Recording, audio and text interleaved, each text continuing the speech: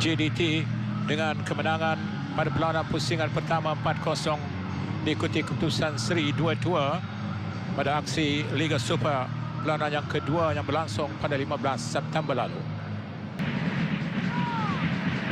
Tolakan ke depan tidak menjadi dari R. Kogiliswaran.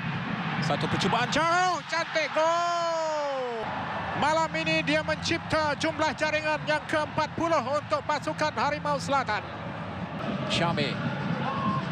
Satu antara cantik, peluang Ramadan. Berlaku pergelutan di sana.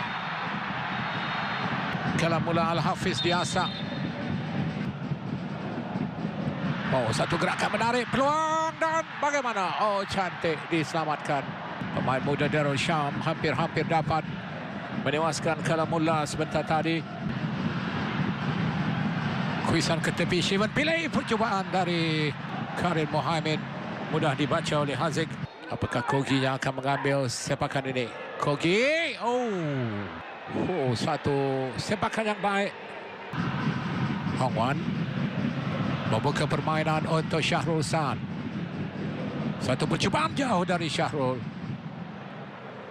Tackle kemas dari Afiq Fazail sebentar tadi. Oh, lepas Kobinong. Bekson. Gerakan untuk Syami. Oh, sepakan kencang. Tidak tepat dilakukan oleh pemain kebangsaan Syamil Safari.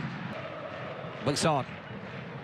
Oh, cantik untuk Forestieri. Peluang dan itu dia gol. Fernando Forestieri menjaringkan gol kedua yang dinantikan oleh penyokong-penyokong pasukan JDT. Oh, satu situasi yang mencemaskan.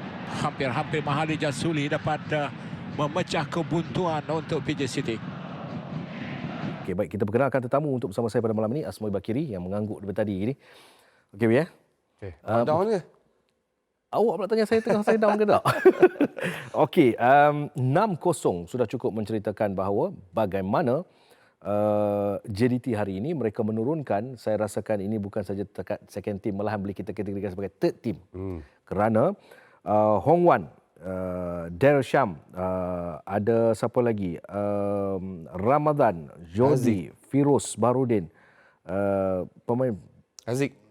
Ini saya rasa third team lah, Wi. Betul. Of course, perlawanan pertama tu bila membawa kepada 4-0 nak main home, rekod dekat JDT baik, tak perlu mereka bersusah payah. Turunkan siapa pun yang mereka perlukan, tetapi kemenangan yang lebih penting, yang lebih menarik, ada 2 gol terhasil dan menang 6-0. Walaupun dengan 4-0, tetapi masih lagi meletakkan Baxter Da Silva sebagai mission cetak utama untuk pasukan JDT. Dan ianya dari segi taktikalnya, okey, awak letaklah pemain-pemain baru di bahagian tengah, di bahagian belakang, tetapi strike force, enjin untuk mencetak gol itu perlu orang yang sedang berada dalam form ataupun track yang betul. Ya, betul. Untuk 2 gol di JDT, dua penyerang mereka, Forestieri dan Bersen menjadikan gol dengan teknik yang baik. Bersen 3 minit awal dah tunjukkan jaringan awal, berlaku 1-0. Sama pada perlawanan pertama, Samsul Saad 5 minit dapat 1 gol. So di sini kita dapat gambaran awal apabila gol ini berlaku dengan satu suasana penuh dikuasai oleh pemain-pemain JDT sendiri, dan saya sebenarnya memberikan kredit terus besar kepada pasukan PJ City, kepada Coach Pimaniem sendiri. Statement yang baik daripada Coach Pimaniem, kata dia tahu sukar untuk menang tapi memberikan peluang kepada pemain-pemain PJ City yang beraksi dan cuba habiskan musim ini dengan baik, dan itu satu perkembangan yang baik untuk pemain-pemain JDT, pemain PJ City. Kalau kita lihat jaringan Baxter Da Silva, director saya Ijat, kalau boleh kita nak tengok balik ataupun Fizo, kita nak tengok balik jaringan tadi. Apabila anda berjaya menang lebih awal, walaupun beberapa second bola di kaki lawan, tapi anda menang lebih awal di peringkat third, attacking third. Okay.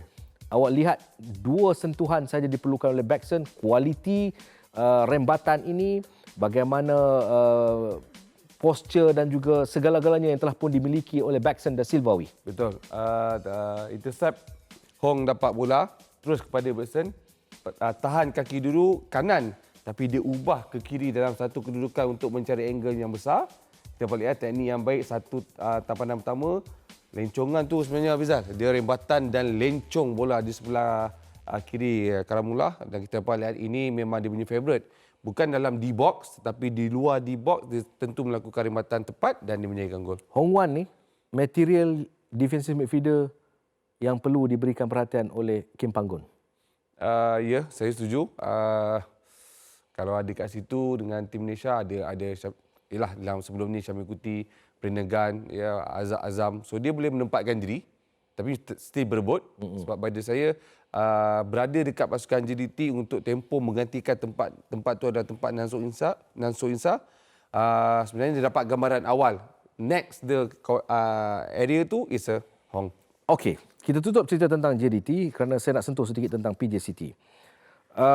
Kalau ditanya saya rasa perlu untuk kita berikan kredit seperti Awi katakan tadi, untuk jangka hayat P Maniam bersama PJCT diteruskan dengan apa yang telah pun dipamerkan tanpa pemain import, walaupun ya acap kali kita berbicara tentang tanpa pemain import, tetapi bukan mudah untuk membawa pasukan tanpa pemain import untuk mengharungi saingan liga berdepan dengan pasukan-pasukan yang berbelanja dan juga mempunyai kualiti pemain yang berbeza. Betul. Bukan saja tahun ini, dah 3-4 tahun mereka menghadapi permainan yang tanpa pemain import, satu impak kepada pasukan, tetapi apa yang kualiti mereka ada, mereka memberikan saingan, mereka memberikan tentangan, mereka bermain dengan baik sebagai satu teamwork yang baik untuk satu pasukan.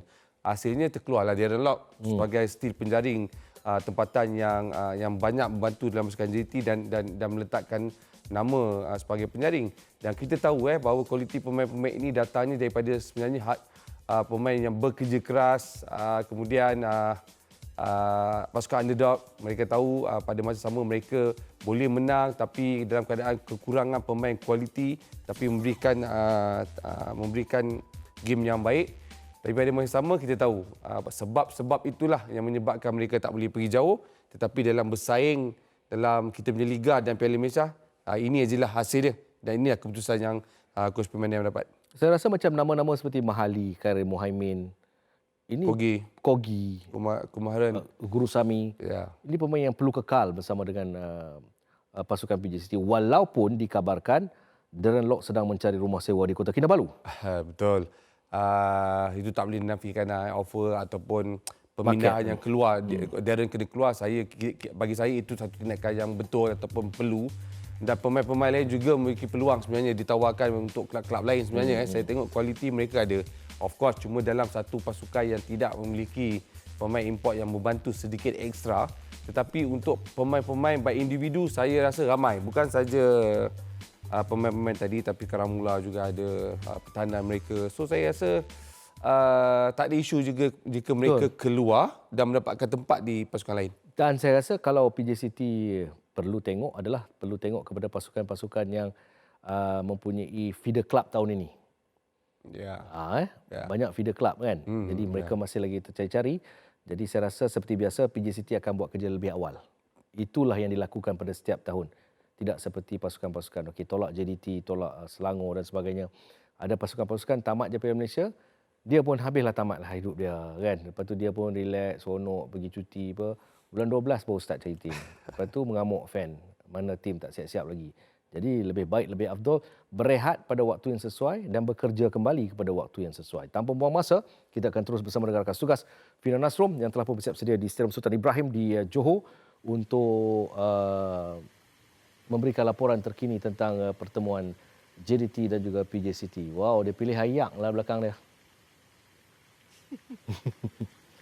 Ayak ni banyak makna, Fina. Apa dia tu? Baik, saya tahu game kita dah ulas Kita nak lebih kepada perincian. Itulah. Perincian tentang masa depan P Maniam. Awak mungkin saya tak dapat jelas sikit tadi dia punya sesi sidang media. Boleh kongsi sikit, Fina?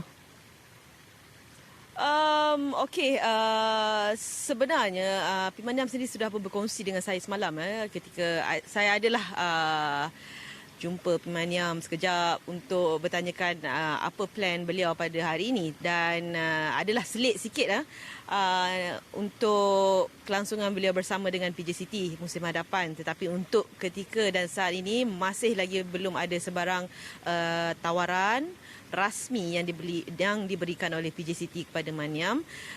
Tetapi dalam masa yang sama, beberapa pasukan juga sudah pun mula merisik jurulatih ini. Jadi sebenarnya sekarang ni mungkin Manyam masih lagi memberikan ruang ataupun memberikan keutamaan kepada pasukan PJ City.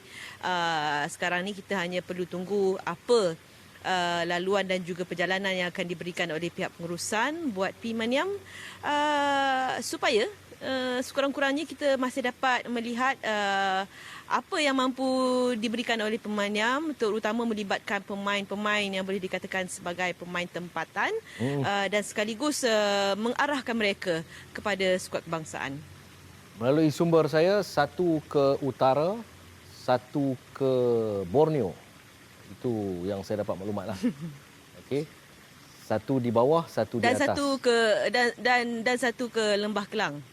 Masih di Lembah Kelang. Oh, tetapi different team lah. Okey, baik.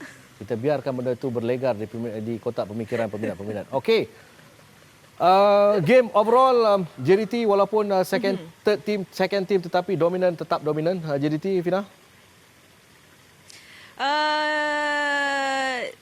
JDT being JDT, kita pun tahu apa keputusan yang akan berlaku walaupun aksi sebelum bermulanya aksi sebentar tadi kita semua dah dapat menjangkakan dengan beberapa perubahan ataupun pertukaran kesebelasan utama juga, itu tidak menjadikan sebarang cacat cela untuk pasukan JDT pada malam ini.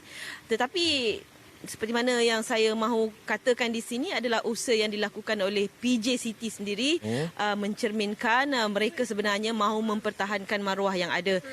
Itu juga yang diperkatakan oleh P Manyam. They've got nothing to lose. Yep. Apa yang mereka boleh lakukan pada malam ini adalah satu persembahan yang boleh dikatakan sebagai menarik, sebagai penutup untuk saingan musim ini. Apa yang bakal anda sajikan untuk penonton-penonton Nadi Arena malam esok daripada bingkisan daripada Johor Bahru? Itu rahsia. Kena tengok Nadi Arena. Tapi saya boleh bagi jaminan ia sesuatu yang menarik lah. Hidup ni kadang-kadang berahsia pun tak boleh. Open sangat tak boleh juga. Tapi awak lately ni dengan saya banyak berahsia. Jangan. Tak terjawab secara live. Okey, anyway, thank you so much. Nasib baiklah awak dapat kameraman Mamu. Okey, kalau tidak, Okey, Fina. Selamat kembali. InsyaAllah kita akan bersiaran lagi. Terima kasih, Fina. Alright.